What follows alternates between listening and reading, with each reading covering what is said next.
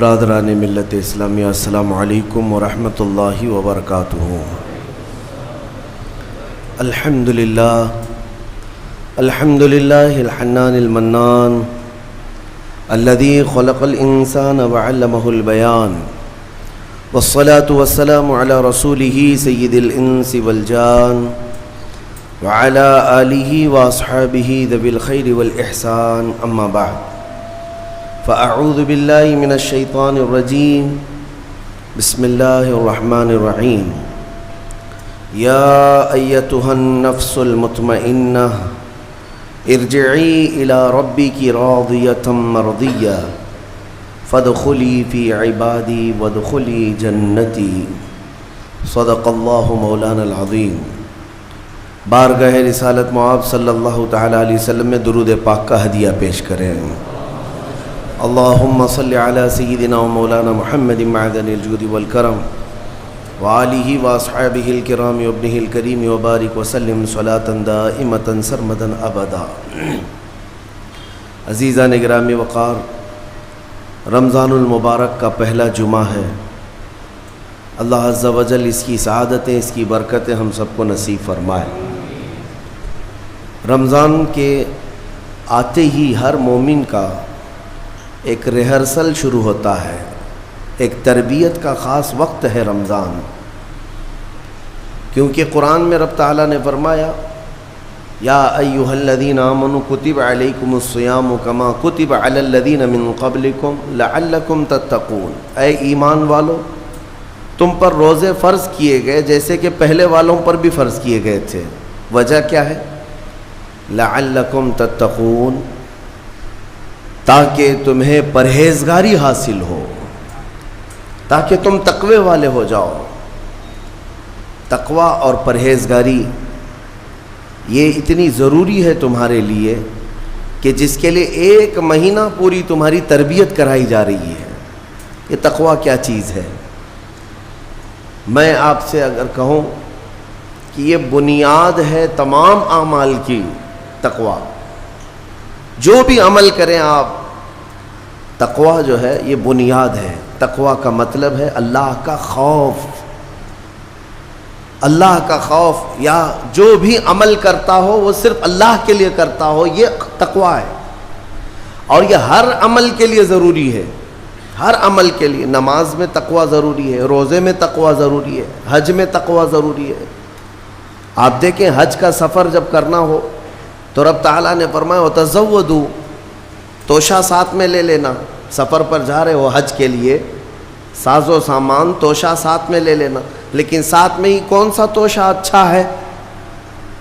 یعنی روٹی، سالن، چاول، یہ توشہ، کپڑے لتے، حاجات، یہ توشہ۔ خود رب تعالیٰ فرماتا ہے فَإِنَّ خَيْرَ الزَّادِ تَقْوَىٰ، سب سے بہترین توشہ تقویٰ ہے۔ یہ تقوی کی ہر جگہ پر اللہ تبارک و تعالیٰ نے تاکید فرمائی۔ اب میں آپ کو بتاتا ہوں یہ رمضان المبارک جو 1 مہینہ تمہیں تربیت کے راستے سے گزارا جاتا ہے، کس وجہ سے؟ تاکہ تمہارے دلوں میں تقوی آئے، تقوی۔ اور تقوی کی سب سے پہلی جو تربیت ہوتی ہے، صوفیہ اکرام کے پاس جب کبھی کوئی طالب جاتا تھا مرید ہونے کے لیے یا خلافت لینے کے لیے، پہلے کا دور ایسا تھا کہ اولیاء اکرام سب سے پہلے اسے اپنی خانقاہ میں رکھ کر کے بھوکا اور پیاسا رکھتے تھے، کہ بھوک کو برداشت کرنا اور پیاس کو برداشت کرنا اگر تیری عادت بن گئی تو تقوی یوں ہی آ جائے گا۔ سید آل رسول مارہروی رحمۃ اللہ تعالیٰ علیہ، مارہرہ کے بڑے پائے کے بزرگ ہیں، اعلیٰ حضرت کے پیر مرشد، ان کے پاس ایک صاحب آئے، ایک مولانا صاحب آئے خلافت لینے کے لیے۔ شام کے وقت تو پہنچے، سیدھے آتے ہی کہا کہ حضور آپ اپنی خلافت وغیرہ مجھے دے دیجئے۔ تو اس وقت ایسے بالکل بٹ نہیں رہی ہوتی تھی۔ آپ نے کہا آپ آج تو آئے ہیں، مہمان ہیں ہمارے ہاں، رک جائیے خانقاہ میں، کل کو بات کریں گے، رات ہو چکی۔ اور حضرت نے اپنے خادم سے کہا مولانا کی اچھی خاطر تواضع کرو۔ رات کو ان کو ایک کمرے میں رکایا گیا اور ان کو خوب مچھلی کھلائی گئی۔ حضرت کا حکم تھا کہ انہیں مچھلی پیٹ بھر کر کے کھلائیں لیکن پانی مت دینا. اور ایک خاص قسم کی وہاں پر مچھلی ملتی ہے اتر پردیش میں، وہ مچھلی کھلائی گئی. جب پیٹ بھر کر کے مولانا صاحب نے مچھلی کھائی تو خادم صاحب نے باہر سے دروازہ بند کر لیا، کمرے میں انہیں اندر چھوڑ کر باہر چلے گئے. وہ اندر سے پکارتے رہے پانی تو دے دیجئے، کھانا کھا لیا پانی تو دے دیجئے. کوئی سننے والا ہی نہیں تھا. وہ پانی کرتے کرتے کرتے اندر سے چیختے رہے، چلاتے رہے، اور پھر جو ہے ان کی آنکھیں بڑی ہو گئی تھیں پیاس کی شدت کی وجہ سے. ظاہر سی بات ہے مچھلی کے بعد بہت تیز پیاس لگتی ہے، کیونکہ مچھلی باہر بھی پانی میں رہتی ہے، اندر بھی اسے پانی کی ضرورت ہوتی ہے. تو وہ چیختے رہے یہاں تک کہ اب برا بھلا کہنا بھی شروع کر دیا. میں نے ان کی بڑی تعریف سنی تھی لیکن مہمانوں کے ساتھ ایسی بدتمیزی، ایسا سلوک. رات بھر وہ تڑپتے رہ گئے. صبح کو جو ہے نڈھال پڑے تھے زمین پر، فجر سے پہلے دروازہ کھولا گیا. انہوں نے آؤ دیکھا نہ تاؤ، خادم کا جبہ پکڑ کر کھینچا اور لڑنے پر آ گئے ہیں. تماچے لگائے. کہا کہ یہ کوئی شرافت ہے، یہ کوئی تہذیب ہے؟ اس طرح سے کھانا کھلا کر مہمان کو بغیر پانی کے بند کر کے چلے جاتے ہو. تو حضرت اس وقت آ گئے. حضور آل رسول رحمۃ اللہ تعالی علیہ قریب آئے، پوچھا کیا بات ہے؟ کہا آپ نے ایسا ایسا ہمارے ساتھ سلوک کیا. کہا اب آپ کو پانی دے دیا جائے گا لیکن اب خلافت نہیں دی جائے گی، اس لیے کہ پانی کی پیاس برداشت نہ کر سکے اسے تقویٰ نہیں، اور تقویٰ نہیں تو خلافت کس بات کی؟ تقویٰ کئی چیزوں سے رک جانے کا نام ہے. حضرت عمر فاروق رضی اللہ تعالیٰ عنہ سے پوچھا گیا تقویٰ کیا چیز ہے؟ تو آپ فرماتے ہیں کہ یوں سمجھو کہ ایک راستہ ہے جس میں دائیں جانب بھی کانٹے ہیں، بائیں جانب بھی کانٹے ہیں، سامنے تمہاری منزل ہے. دونوں راستوں سے کانٹوں سے اپنے جسم کو بلکہ اپنے کپڑوں کو بچا کر کے نکل جانا، یہی تقویٰ ہے. اور رسول پاک صلی اللہ تعالیٰ علیہ وسلم کی ایک حدیث پاک، الحلال بین والحرام بین، فرمایا حلال بھی واضح ہے، حرام بھی واضح ہے. کیا چیز حلال ہے یہ بھی پتہ ہے آپ کو، کیا چیز حرام ہے یہ بھی پتہ ہے. شراب حرام ہے، خنزیر حرام ہے، مردار حرام ہے، چوری حرام ہے، یہ سب تو پتہ ہے. حلال بھی پتہ ہے، اپنے ہاتھوں سے کمائی ہوئی چیزیں حلال ہیں. چاول، گیہوں، باجرہ، یہ سب چیزیں حلال ہیں نا آپ کے لیے. پھلوں میں بہت ساری حلال ہے، جانوروں میں جو حلال ہے وہ سب پتہ ہے. تو حلال کی لسٹ بھی معلوم ہے تمہیں، حرام کی لسٹ بھی معلوم ہے. حضور پاک صلی اللہ علیہ وسلم فرماتے ہیں ان دونوں کے بیچ میں کچھ چیزیں ہیں جن کے بارے میں پتہ نہیں چلتا حلال ہے کہ حرام ہے. ان چیزوں کو چھوڑ دینے کا نام تقویٰ ہے. بعض لوگ کیا سمجھتے ہیں حرام کو چھوڑ دینا تقویٰ ہے. ارے میاں حرام کو چھوڑنا تو مسلمان کی شان ہے، ضروری ہے. تم شراب نہیں پیتے تو یہ تقویٰ نہیں ہے، یہ تو اسلام کا حکم ہے. تم جوا نہیں کھیلتے، چوری نہیں کرتے، یہ تو اسلام کا حکم ہے تمہارے اوپر. لیکن کچھ ایسے شک والی چیز سے بھی بچ جاتے ہو، اس کو کہتے ہیں تقویٰ. وہ تقویٰ ہے.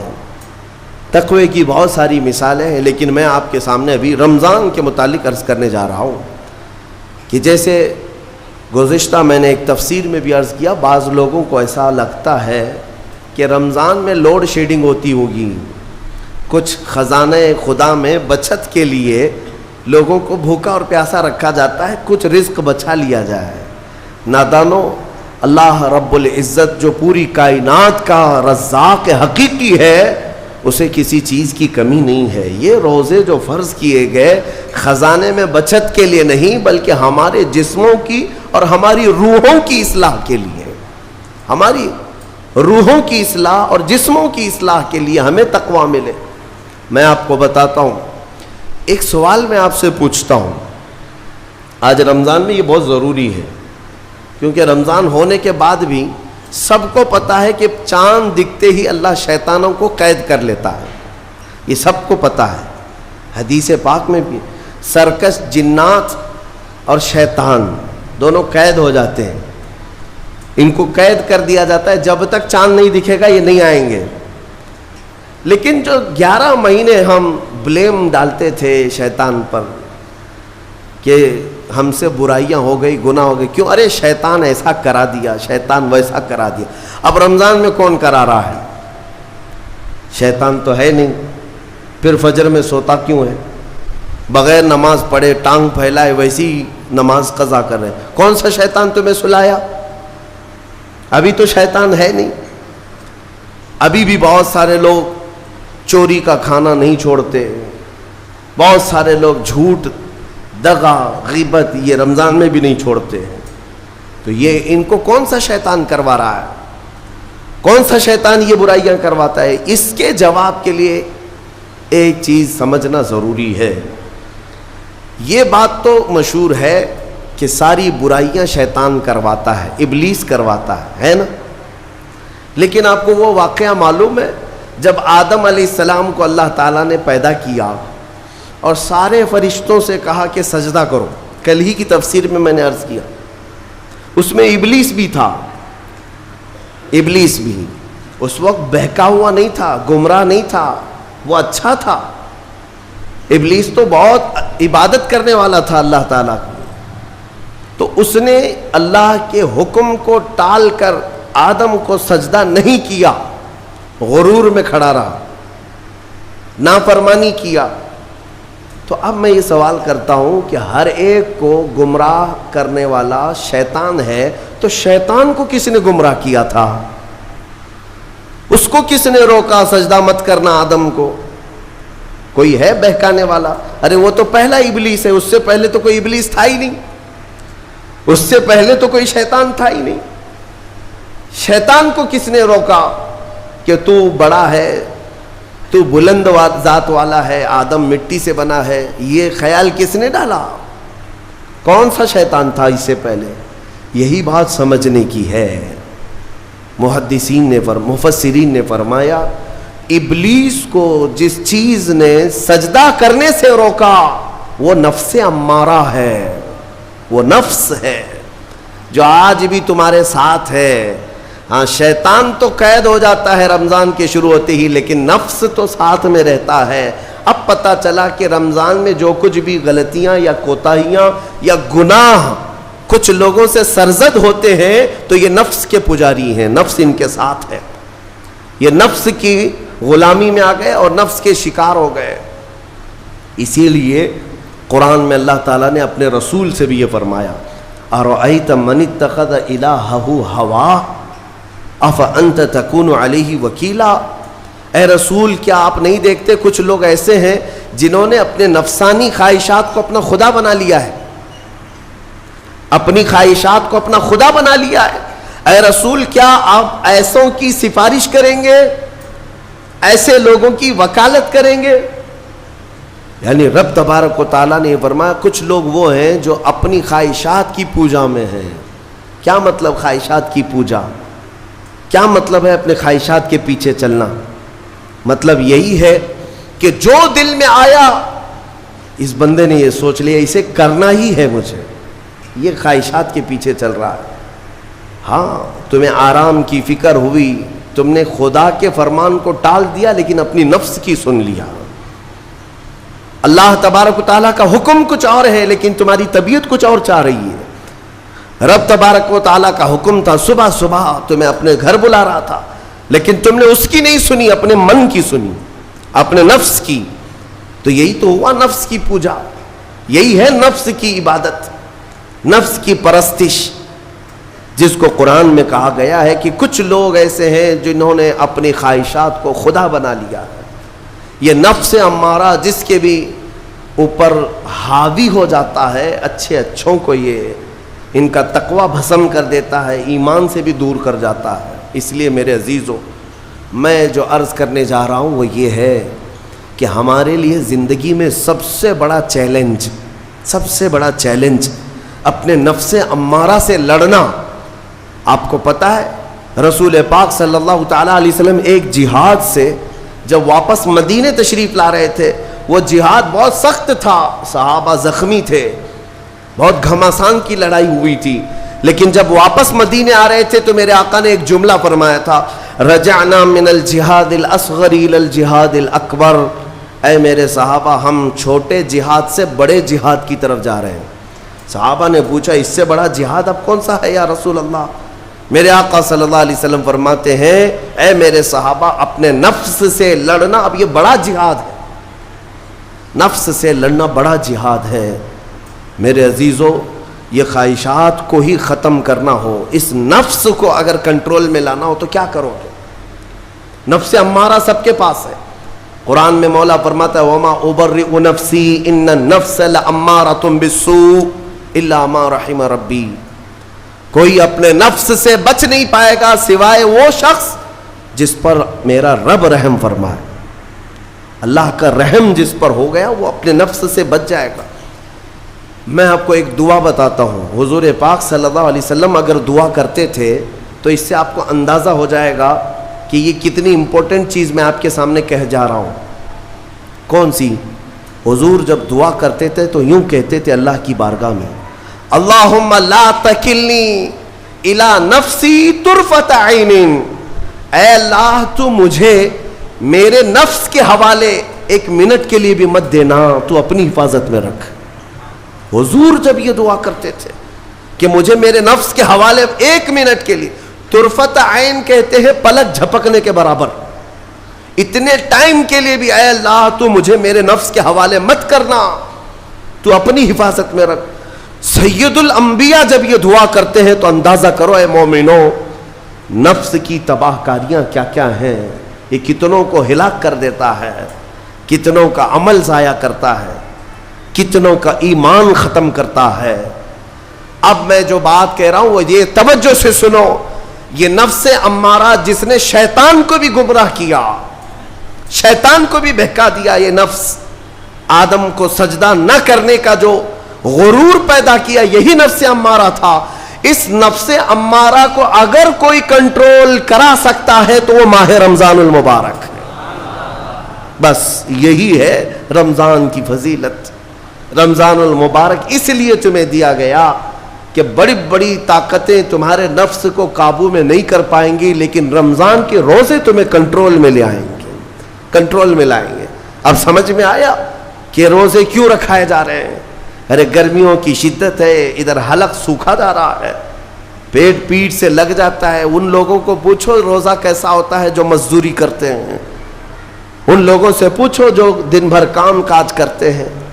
میرے عزیزوں، روزے رکھنے کے بعد کیا رب تبارک و تعالی کسی کو اس کی طاقت سے زیادہ تکلیف دینا چاہتا ہے؟ نہیں میرے عزیزوں، وہ رحمان ہے۔ اس نے جب تمہیں ماں کے پیٹ میں 9 مہینے رزق دیا تو کیا کائنات میں نہیں دے گا؟ تمہیں ماں کے پیٹ میں بھی رزق دیتا رہا۔ تم جب دنیا میں آئے تمہارے ماں کے سینے میں خون سے دودھ کس نے بنایا؟ تمہارے رزق کا انتظام کرنے والا وہ خدا اگر تمہیں حکم دیتا ہے کہ صبح سے لے کر شام تک بھوکے رہو تو یہ اس کا ظلم نہیں بلکہ یہ عین کرم ہے، اللہ تبارک و تعالیٰ کا رحم ہے تم پر کہ وہ مولا ہماری اصلاح چاہتا ہے کہ ہمارے اندر تقوی آ جائے، جسم میں بھی اور روح میں بھی۔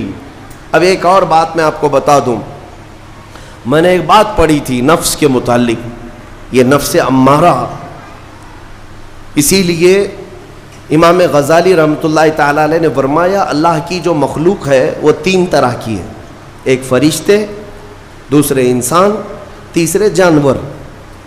یہ 3 الگ الگ قسم کی مخلوق ہیں کیونکہ اللہ تعالیٰ نے تینوں کو جو چیزیں دی ہیں ان میں فرق ہے۔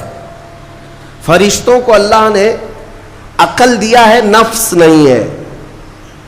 نفس، شہوت، برائی کرنے کی خواہش فرشتوں کے اندر ہے ہی نہیں، وہ سوچ بھی نہیں سکتے برائی کرنے کا۔ فرشتوں کو اللہ نے عقل دیا ہے اور عقل عزت والی چیز ہے، اور جانوروں کو اللہ نے نفس دیا ہے، عقل نہیں، عقل والے نہیں ہیں جانور، عقل والے نہیں، لیکن نفس ہے، شہوت ہے، شہوت بھی ہے نفس بھی۔ لیکن انسان ایک ایسی مخلوق ہے جسے اللہ نے عقل بھی دیا ہے، نفس بھی دیا ہے۔ مطلب یہ ہے کہ تمہیں اللہ نے ایک چیز فرشتوں والی دی ہے, ایک چیز جانوروں والی بھی دی ہے, دونوں تمہارے اندر ہے, عقل بھی ہے, نفس بھی ہے. لیکن امام غزالی فرماتے ہیں توجہ, جو بندہ نفس ہونے کے باوجود گناہوں سے اپنے آپ کو بچا لیا, وہ بندہ فرشتوں سے بھی افضل ہے. کیوں؟ فرشتے اس لیے بچے ہوئے ہیں کہ ان کے پاس نفس ہے ہی نہیں, اور تم بچ رہے ہو تو کمال کی بات ہے. نفس ہوتے ہوئے بھی گناہ سے بچ گیا تو اس انسان کا مقام فرشتوں سے بھی اعلیٰ ہے. لیکن ساتھ ہی امام غزالی یہ بھی فرماتے ہیں عقل ہونے کے باوجود اگر گناہوں سے نہیں بچتا تو پھر وہ جانوروں سے زیادہ ذلیل ہے, کتے اور خنزیر سے بھی گیا گزرا ہے.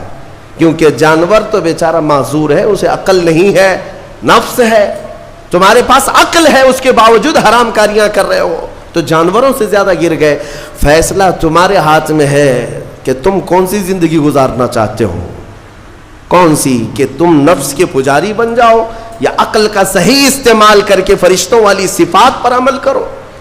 عزیزان گرامی وقار, نفس اور عقل یہ جو دو چیزیں ہیں ان کو میں آپ کے سامنے تھوڑا سا کھول کر کے عرض کرتا ہوں. عقل جو ہے عزت والی چیز ہے, جسے بھی دی گئی ہے وہ عزت والا ہے. کیوں عزت والی ہے یہ عقل؟ پوری دنیا میں عقل کا ہی تو کمال ہے. جس کے پاس عقل ہے وہ بادشاہ ہے, جس کے پاس عقل ہے وہ لوگوں کو ہانکتا ہے, پوری دنیا کو ادھر سے ادھر کر سکتا ہے. عقل. اور نفس جو ہے, نفس برائیوں کی طرف بلانے والا, عیاشی کی دعوت دینے والا, موج مستی کرانے والا اور اپنے آپ کو تباہ کروانے والا. اچھے بھلے نوجوان 25 سال کی کڑیل جوانی ہے, کون ہے جو انہیں نشے کے اڈے پر لے جاتا ہے؟ کون ہے جو ان کو تباہ و برباد کرتا ہے؟ نوجوان کو اچھی طرح سے معلوم ہے کہ میں کوکین, افیون, ہیروئن لوں گا تو میرے جسم کے ساتھ کیا ہوگا, اسے معلوم ہے. لیکن اس کے باوجود عیاشی کروانا یہ نفس کی عادت ہے. کسی کے اوپر نفس غالب آتا ہے, کسی کے اوپر عقل غالب آتی ہے. عقل جس کے اوپر غالب آ گئی وہ اچھا آدمی ہے, نفس جس کے اوپر غالب آ گیا وہ شیطان کا پجاری ہو گیا, نفس کی سننے والا. اب یہ دونوں جو چیزیں ہیں میں بتاتا ہوں آپ کو. روایت میں ملتا ہے کہ جب اللہ نے عقل کو بھی پیدا کیا اور نفس کو بھی پیدا کیا تو اپنے سامنے حاضر کیا, عقل سے پوچھا کہ اے عقل بتا میں کون ہوں اور تو کون ہے؟ عقل نے کہا یا ربی انا عبدک وانت ربی, اے اللہ میں تیرا بندہ ہوں اور تو میرا رب ہے. عقل نے کیا کہا؟ میں تیرا بندہ ہوں اور تو میرا رب ہے. اللہ نے عزت سے نوازا, اقرار کیا نا بندہ ہونے کا. عقل نے اقرار کیا. پھر نفس کو بلایا, نفس سے پوچھا بتا میں کون ہوں اور تو کون ہے؟ نفس نے کہا انت انت انا انا, تو ہے میں ہوں. یہ غرور تھا نفس کے اندر, یہ گھمنڈ تھا نفس کے اندر کہ میں ہوں. نفس جس کے اندر غالب آتا ہے وہ آج بھی یہی کرتا ہے, میں ہوں, کسی کے سامنے کیا جھکنا ہے. تو حکم ہوا کہ اس نفس کو 100 سال جلایا جائے. 100 سال جلایا گیا, اس کو عذاب دیا گیا نفس کو. 100 سال بھگتنے کے بعد, آگ کی تپش بھگتنے کے بعد اسے پھر لایا گیا نفس کو. اللہ تعالیٰ نے پوچھا اے نفس بتا میں کون ہوں اور تو کون ہے؟ نفس نے کہا انت انت انا انا, تو ہے میں ہوں. غرور نہیں ٹوٹا, گھمنڈ نہیں ٹوٹا. حکم ہوا اللہ کی طرف سے فرشتوں کو, اس نفس کو اب 100 سال تک بھوکا اور پیاسا رکھا جائے, کوئی چیز نہ دی جائے. اسے سخت سزا دی گئی. بھوک اور پیاس کی نفس کو کوئی چیز نہیں دی گئی. 100 سال کے بعد پھر اس کو حاضر کیا گیا, پوچھا گیا بتا کون ہوں میں؟ نفس نے کہا اے اللہ تو میرا خدا ہے, میں تیرا بندہ ہوں.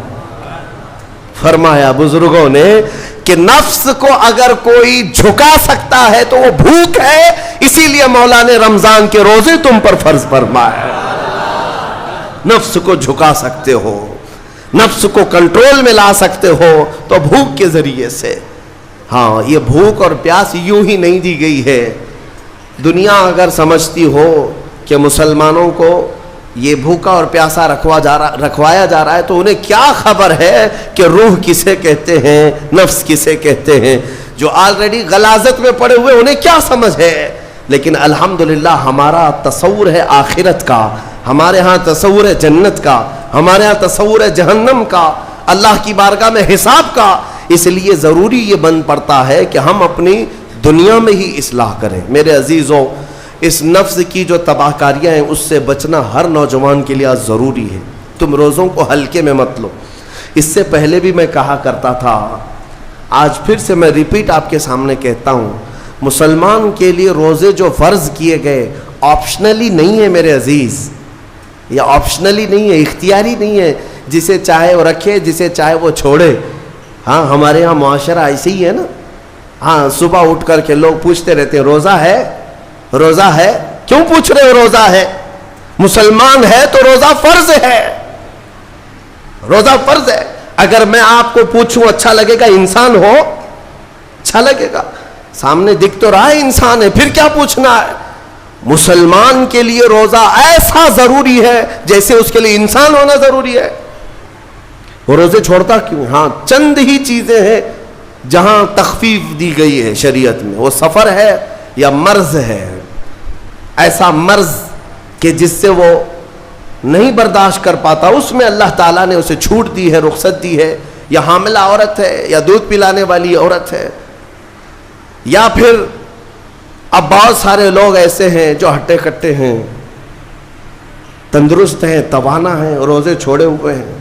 میرے عزیز, سب ہونے کے بعد اگر روزہ چھوڑنے کی کسی کو رخصت ہے نا, تو وہ صرف ان عورتوں کو جن کی ماہواری آتی ہے مہینے میں یا بچے کے بعد, حیض و نفاس والی عورتوں کے لیے روزہ نہیں ہے. تو میں ان لوگوں سے پوچھتا ہوں, کیا تمہاری بھی ایسی کیفیت ہے جو تم روزہ چھوڑے گھوم رہے ہو؟ ناپاک ہو, ناپاکی آئی ہے؟ نہیں ہے تو پھر کیوں روزہ چھوڑتے ہو؟ ایک روزے کو چھوڑنے کی سزا حدیث میں بتائی گئی 900 سال دوزخ میں رکھا جائے گا. 900 سال. اب کیلکولیٹ کرو, اگر تمہاری زندگی کے روزے قضا ہیں تو کتنے 100 سال جائیں گے. اسی لیے میرے عزیزو, جب تک طاقت ہے روزے فی الحال کے رکھو ہی رکھو. اگر پیچھے کے چھوٹے ہیں تو اسے بھی پہلے کمپلیٹ کر لو, ورنہ قیامت کے دن کی سزائیں نہیں برداشت کر پاؤ گے, بھگت نہیں پاؤ گے. یہ ہم جو بار بار کہتے ہیں آپ کے روزہ رکھنے سے میرا کیا ہے, ہم تنبیہ صرف اس لیے کرتے ہیں کہ قیامت کے دن اللہ تعالیٰ کے عذاب میں گرفتار نہ ہو جاؤ, عذاب میں گرفتار نہ ہو جاؤ. اور ہمارے بزرگوں نے ہمیں تعلیم دی ہے کہ اللہ تعالیٰ جب 11 مہینے کھلاتا پلاتا ہے, اور وہی مولا 1 مہینہ اگر حکم دے تو یہ کس قدر بندے کی ناانصافی ہے کہ اپنے مولا کے حکم کو پیٹ پیچھے ڈالتا ہے اور پھر کھاتا پیتا رہتا ہے. کیا اسے اپنے رحمان کی رضا کی اتنی بھی فکر نہیں ہے کہ یہ میرے مولا کی رضا ہے روزہ؟ اسی لیے تو اس مولا نے فرمایا روزہ میرے لیے ہے اور اس کی جزا کچھ نہیں, میں خود بندے کا ہو جاؤں گا.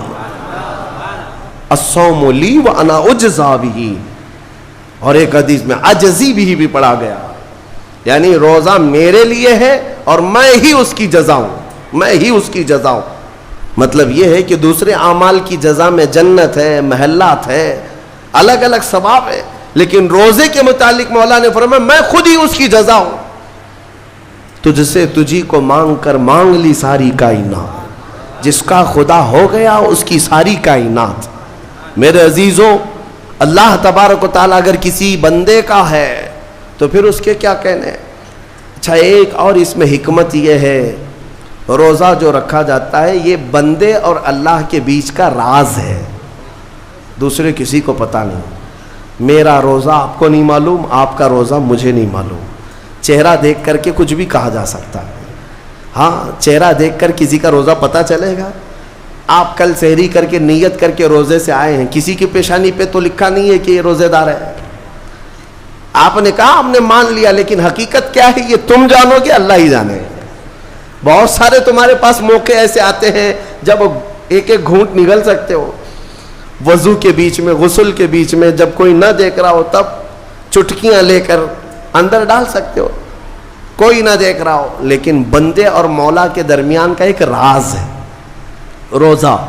اسی وجہ سے ایک حدیث میں ملتا ہے قیامت کے دن جب ایمان والوں کو جمع کیا جائے گا اور جن کی بخشش ہو جائے گی تو ان میں ایک جماعت ایسی ہوگی جو جنت کی طرف اڑتے ہوئے جا رہے ہوں گے اور جنت میں پہنچ جائیں گے, کسی کو نظر نہیں آئیں گے, بہت تیزی سے وہ جنت پہنچ چکے ہوں گے. باب الریان ایک دروازہ ہے جو صرف روزے داروں کے لیے, جن کے روزے اللہ کی بارگاہ میں پسند آ گئے, وہ دروازہ صرف ان کے لیے. وہاں پہنچ چکے ہوں گے, بہت سارے اہل اللہ, بڑے بڑے مقامات والے وہاں موجود ہوں گے. پوچھیں گے تم کہاں سے آئے, کون سے راستے سے آئے؟ نہ وہاں نظر آئے نہ راستے میں نظر آئے, یہاں کیسے پہنچے؟ تو وہ کہیں گے کہ اللہ تبارک و تعالیٰ نے ہمیں روزوں کی وجہ سے یہ مقام دیا. رب تعالیٰ کی طرف سے ارشاد ہوتا ہے کہ ان بندوں نے دنیا میں جو روزہ رکھا تھا وہ سب سے چھپا ہوا تھا, کسی کو پتہ نہیں تھا روزہ ہے یا نہیں. اس لیے جب میں نے ان کے روزے قبول کیے تو سب سے چھپا کر انہیں جنت کی طرف بھیج دیا. وہاں پر بھی یہ جزا دی گئی.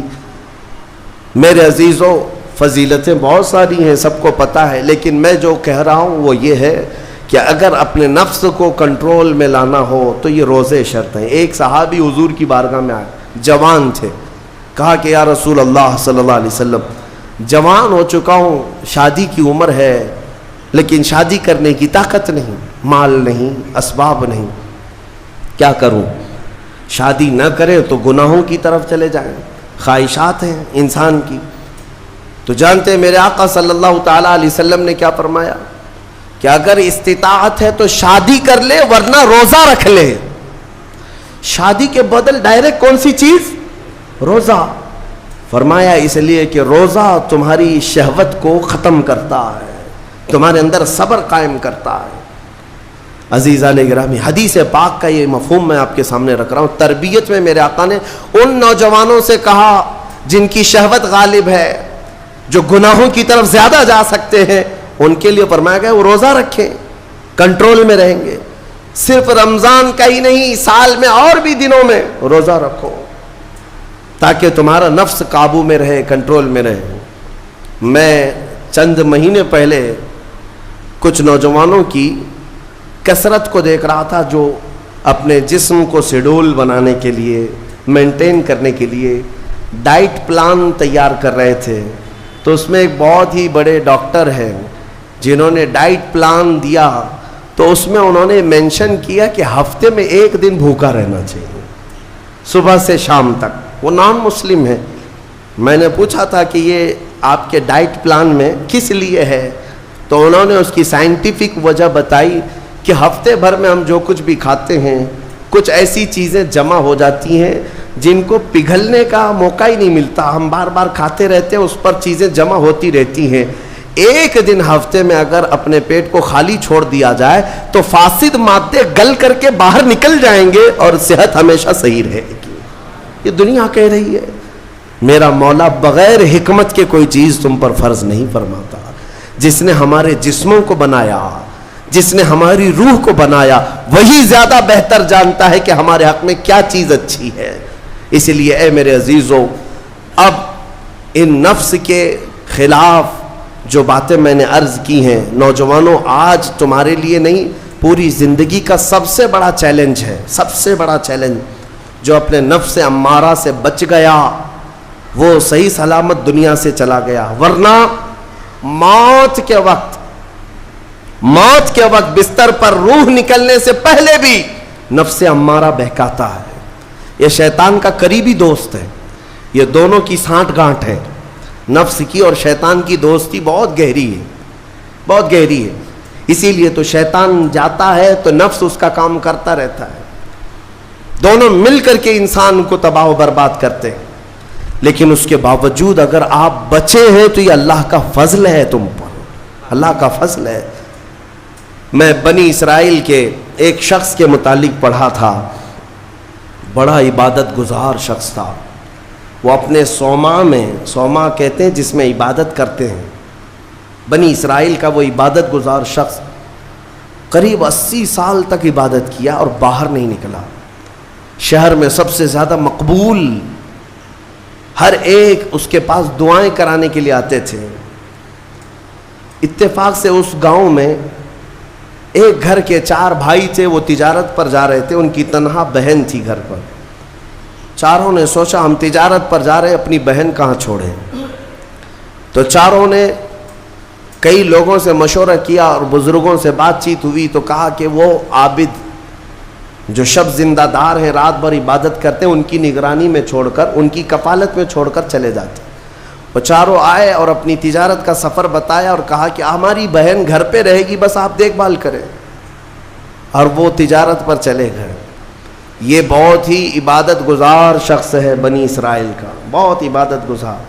چند دن گزرے تھے کہ نفس نے یہ باتیں باہر لانی شروع کی کہ پتہ نہیں وہ خاتون اندر اکیلی کیا کرتی ہوگی، بھائی بھی نہیں، ماں باپ بھی نہیں. پھر شیطان آیا، کہا ارے کچھ تو خیال کرو، تمہارے پاس امانت دے کر گئے ہیں اس کے بھائی، تم اس سے خیر خیریت بھی نہیں پوچھتے. آپ نہ جانا اس کے پاس، محض آپ اپنی چوکھٹ سے تو اسے آواز دے کر کے پوچھ لیں کیا چل رہا ہے اس کے گھر میں. تو اس عابد نے اپنے صومعہ کی چوکھٹ پر آ کر اس خاتون کو آواز دی. وہ خاتون اپنے گھر کے باہر آئی، چوکھٹ پر وہ کھڑی رہی. پوچھا کیسی چل رہی ہے، خیریت ہے، طبیعت اچھی ہے. بات چیت ہوئی، اس کے بعد چلے گئے. یہ پہلی بات چیت تھی جس کے بعد اس عابد کے دل میں بات کرنے کا جذبہ اور بڑھ گیا، خواہش اور بڑھ گئی. عورت سے بات کرنے کو آج نوجوان یہ سمجھتے ہیں یہ تو فرینڈلی ہے، ہم تو ایسی دوستی میں کر رہے ہیں. تمہیں پتہ ہے یہ بہانے ہیں دوستی اور فرینڈ شپ کے، یہ سب نفس امارہ کی تباہیاں ہیں جو تمہارے دل میں بار بار شہوت پیدا کرتا ہے. اب اس 80 سالہ عبادت گزار شخص کا حال یہ تھا. دوسرے دن صبح پھر سے باہر چوکھٹ پہ آیا، اس خاتون کو بلایا بات چیت کے لیے. وہ پھر بات چیت کرنے لگی، ادھر سے بھی بات ادھر سے بھی بات. چند دن گزرے کہ اب گھنٹوں بات ہونے لگی، خیر خیریت چھوڑو، گھنٹوں بات ہونے لگی. عبادت میں بھی فرق پڑ گیا. ایک خاتون کی طرف، ایک عورت کی طرف دل کا میلان بڑھتا چلا گیا. یہ نفس ہے، نفس ہے. جہاں پیٹرول ہو اور پھر آگ ہو، ایسا نہیں ہو سکتا کہ دونوں میں ایک بھی ادھر سے ادھر ہو جائے تو آگ نہیں لگے گی، بھڑکے گی نہیں. میرے عزیزو، اس کے بعد کئی دن ایسے ہونے کے بعد شیطان ایک بزرگ کی شکل میں آ کر اس عابد سے کہا کیا کھڑے کھڑے بات کرتے ہو، اس کے گھر جاؤ، بیٹھو، تسلی دو اس کو. یہ عابد اپنے صومعہ سے 80 سال بعد باہر نکلا تھا اور اس خاتون کے گھر گئے. اور کھانا پینا ساتھ ہوتے ہوتے یہ نوبت یہاں آئی کہ زنا کر لیا. 80 سالہ عبادت گزار شخص زنا جیسی نحوست میں مبتلا ہو گیا، منہ کالا کر لیا. اب اس کے بعد اپنے صومعہ واپس آیا. اس کو تو ایسا لگا کہ میں تو مزے میں ہوں، بھائی بھی نہیں ہے اس کے، کوئی نہیں ہے. لیکن اس عورت کا حمل ٹھہرا، وہ حاملہ ہو گئی. اب اس کو ڈر لگا کہ اس کا حمل ہو گیا، کیا کیا جائے. نفس بھڑکاتا رہا، شیطان بھی ساتھ دیتا رہا. شیطان آیا اور اس نے کہا کہ ایک کام کرو، اس کا گلا گھونٹ کر مار ڈالو ورنہ تمہاری بدنامی ہوگی. یہ عابد اس کے گھر گیا، رات کو اس کے ساتھ تنہائی پا کر کے اس کا گلا گھونٹ دیا اور عورت کو ختم کر دیا. قتل دوسرا گناہ. اور اس کے بعد اسی گھر میں گڑھا کھود کر کے دفن کیا. چوری کو چھپانا پھر سے گناہ. زمین کو صاف کر دیا. واپس اپنی عبادت گاہ میں آیا. جب وہ بھائی اس کی تجارت سے واپس آئے، پوچھا ہماری بہن کہاں ہے. تو یہ رونے دھونے لگا. کہا تمہاری بہن بڑی بیمار ہو گئی تھی، علاج کرایا، نہیں بچ سکی، انتقال ہو گیا، قبرستان میں میں نے دفن کروا دیا. اور جھوٹ موٹ ایک قبر کے پاس لے گیا اور کہا یہ تمہاری بہن کی قبر ہے. بھائی روتے رہے، اپنی تنہا اکلوتی بہن کو یاد کر کے واپس آئے. بات یوں ہی گزر گئی، لیکن نفس کی تباہ کاریاں چھپتی نہیں ہیں. یہ کالے کرتوت کبھی پوشیدہ نہیں رہتے. پھر ابلیس ان 4 بھائیوں کے پاس گیا اور کہا تمہیں پتہ ہے تمہاری بہن کہاں ہے؟ کہا وہ تو انتقال ہو گئی، اللہ کو پیاری ہو گئی۔ کون کہا؟ کہا اس عابد نے کہا۔ کہا وہ جھوٹ بولتا ہے، اس نے تمہاری بہن کے ساتھ منہ کالا کیا، زنا کیا اور گلا گھونٹ کر مارا اور اسی گھر کے اندر دفن کیا ہے، کھود کر دیکھ لو۔ ابلیس نے ان بھائیوں کو سب بتایا، اور جب ان بھائیوں نے زمین کھودی تو لاش سڑی گلی موجود تھی۔ اللہ اکبر! اب زمین کے پیروں کے نیچے زمین کھسک گئی۔ کیا اللہ والا ایسا بھی کر سکتا ہے؟ اتنا عبادت گزار؟ پھر لوگوں کو جمع کیا گیا، سبوں نے دیکھا تو اس کے بعد غصے میں سارے لوگ بپھر گئے اور سب کے سب ٹوٹ پڑے اس سوما پر، اور اسے کھینچ کر کے باہر لایا گیا اور اس سے پوچھا گیا۔ اخیر میں مار توڑ کے بعد اس نے اقرار کر لیا کہ ہاں میں نفس کے دھوکے میں آ گیا تھا، مجھ سے یہ گناہ ہو گیا ہے، غلطی ہو گئی ہے۔ ساری قوم نے مل کر اس کا چہرہ کالا کیا اور اس کو پھانسی پر چڑھایا۔ جب پھانسی پر لٹکانا تھا، دنیا تماشا دیکھ رہی تھی، بچے تالیاں بجا رہے تھے، لوگ پتھر پھینک رہے تھے، لیکن اس وقت بھی سامنے شیطان آیا اور اس کا نفس بھی تھا، یہی نفس امارہ ہے۔ دونوں نے مل کر کے کہا کہ اے عابد، اب بھی تیری حفاظت ہو سکتی ہے، بچ جائے گا تو، اس پوری بلا سے تجھے ہم نکال لیں گے۔ اس نے پوچھا کیسے؟ کہا دیکھ تو جتنی عبادت خدا کی کیا 80 سال، اس خدا نے تجھے کچھ نہیں رکھا، اس حالت تک لے آیا، کاش تو ہماری عبادت کر لیتا، ہمیں خدا مان لیتا تو چٹکی میں تجھے نکال لیتے۔ نفس کی سن لیا اس عابد نے، کہا صحیح بات ہے، اتنے سالوں تک خدا کی عبادت کرتا رہا، پھر بھی پھنسا ہوں، کچھ بھی اچھا نہیں ہو رہا ہے میرے ساتھ، ایک غلطی ہوئی اس کی سزا ہی ہو رہی ہے، نفس صحیح کہہ رہا ہے۔ اس نے اپنے نفس کی مانی اور شیطان سے کہا تو ہی میرا خدا ہے، تجھ سے میں سجدہ کروں، مجھے اس بلا سے نکال لے۔ جیسے ہی اس نے یہ کہا، شیطان تالیاں مارتا ہوا چلا کہ میرا کام مکمل ہو گیا، ادھر لوگوں نے اسے پھانسی پر چڑھا دیا۔ ابتدا آنکھوں سے شروع ہوئی، باتوں سے شروع ہوئی اور کفر پر خاتمہ ہوا۔ موت کس بات پر ہوئی؟ کفر پر موت ہوئی۔ لوگ ہلکے میں لیتے ہیں کہ یہ یوں ہی مزے کی زندگیاں ہیں۔